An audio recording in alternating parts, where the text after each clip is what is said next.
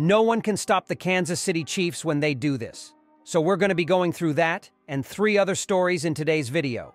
So make sure to like this video, and if you want more Kansas City Chiefs news content like this, make sure to subscribe to the channel by hitting that red button down below. The first story is Kansas City Chiefs signed former Steelers wide receiver. The Kansas City Chiefs have signed former Pittsburgh Steelers wide receiver Anthony Miller, the team announced on Wednesday.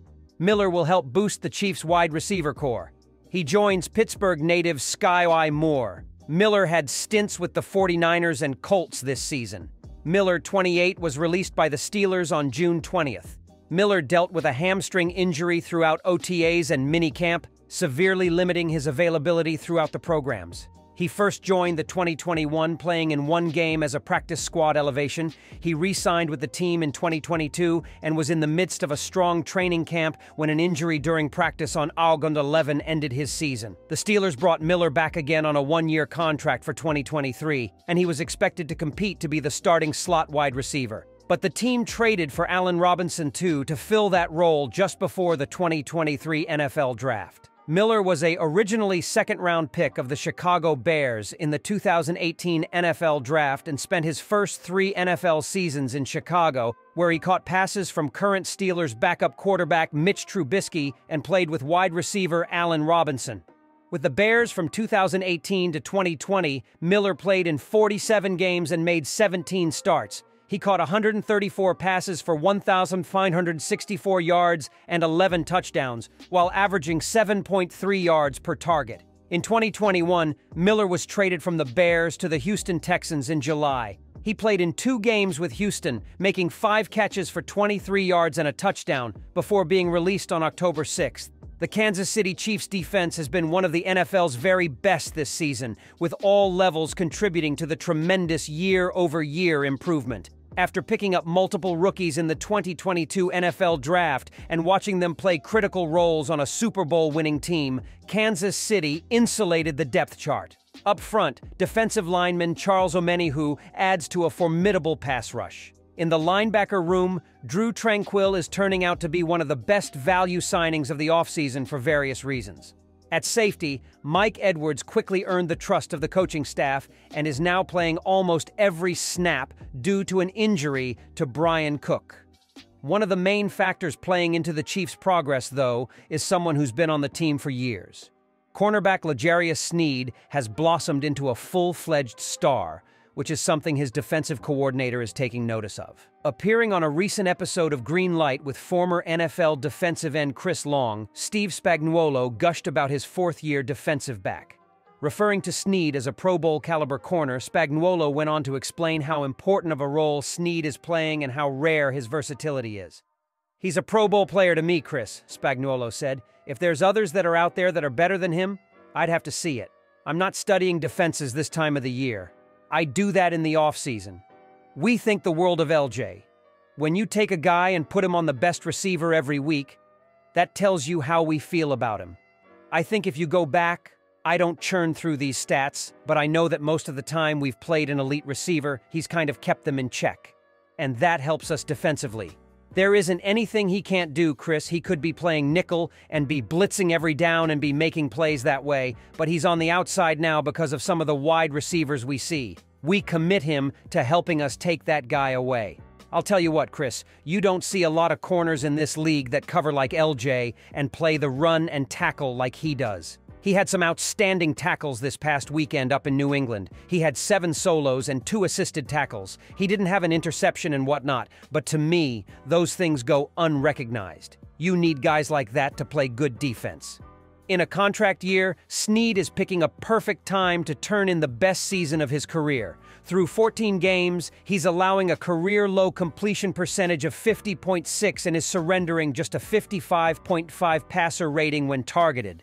Among cornerbacks with at least 20% of maximum snaps played in the Pro Football Focus database, he's tied for 8th in passes broken up with 9 and is tied for 9th in stops with 22.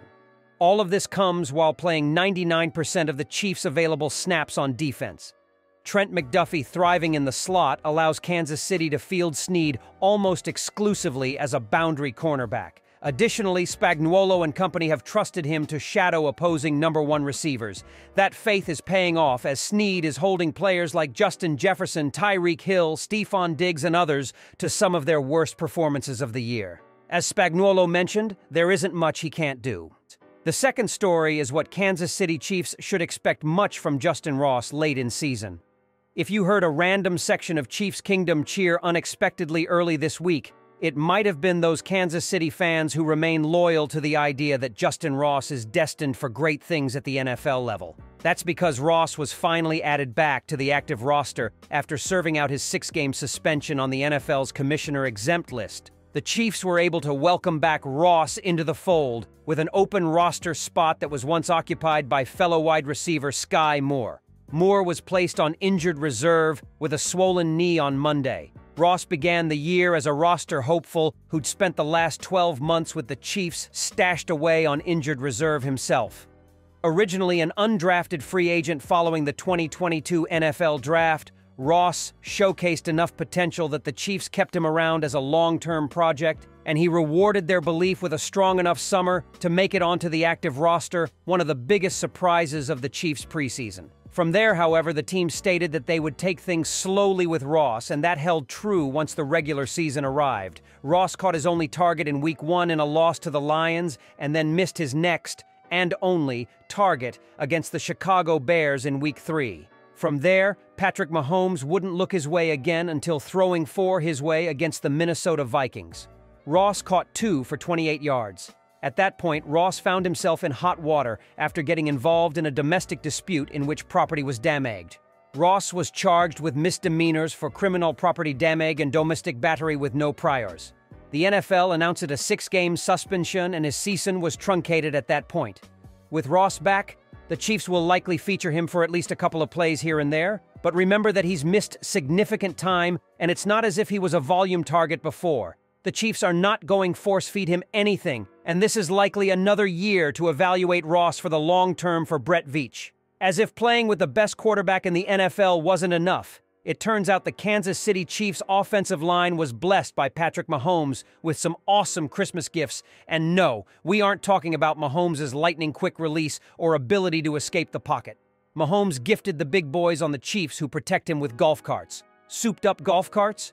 Per video posted from linebacker Willie Gay Jr.'s Instagram. Gay was lucky enough to ride around with his teammates in one of the carts, but not lucky enough to receive one himself. Gay was besides himself, with such luxurious gifts being given to the O-lineman, calling his teammates spoiled and wondering what the hell I'm getting for Christmas. Will Mahomes' generosity spur a position change? Gay jokingly stated in the video at one point that he was going to start getting some offensive plays and blocking if it clinched him a spot on the Mahomes gift-giving list. It's no wonder Mahomes was so eager to show his appreciation to the behemoths who play in front of him. They've more than earned it. On a group level, the Chiefs' offensive line is tough to top. While the unit is only 23rd in run block win rate, it's tops in the NFL in pass block win rate, a metric much more crucial to Mahomes personally. Looking at interior lineman pass block win rate, the Chiefs boast the best 2 marks in the entire league, with G. Trey Smith ranking 8th at 96%. The bookends of the line aren't too shabby either. Jawan Taylor ranks 12th among offensive tackles in pass block win rate, while Donovan Smith lands at 16th. In Gay Jr.'s video, he can be heard exclaiming that his offensive line teammates are living good. They sure are, because Mahomes is living good first. The third story is Richie James could soon see more work in Kansas City Chiefs offense. The Kansas City Chiefs placed wide receiver Sky Moore on the injured reserve list on Monday, effectively ending his regular season. With the second-year man out for at least the next 4 games, that opened up a spot that is expected to be filled by Justin Ross now that his roster exemption is running out. From a pure roster math standpoint, the 1-for-1 swap makes things relatively easy for Kansas City. With Ross's return bringing its own set of questions, however, it's worth wondering who will benefit from Moore's absence in the lineup. Mecole Hardman is a possibility, as the veteran wideout is now eligible to be designated to return from his own IR stint. Someone else to consider is off-season acquisition Richie James. Don't believe it? Look no further than Reed's own comments on Monday. He admitted that after giving James just 2 snaps in Sunday's win over the New England Patriots, the number has to increase. "We'll have to see on Ross just where that goes," Reed said. "I'll get with General Manager Brett Veach today, and we'll go through all of that. Richie, though, has got to play more than 2 snaps, so that's my responsibility on that. I didn't have him in on enough stuff. He's a good football player, though." It's been a wild season for James, who played 23 snaps in Week 1 but suffered an injury just 1 game later. He promptly spent an extended time on IR and even had trade buzz surrounding him at one point, leading many to believe that he wasn't in the team's plans anymore. Despite that, he's played a minor role on offense and special teams since his return in Week 12. In addition to being a return man, James has logged 5 targets and 3 receptions for 33 yards in his last 3 games. That production was the result of just 17 offensive snaps. Could Reed be onto something?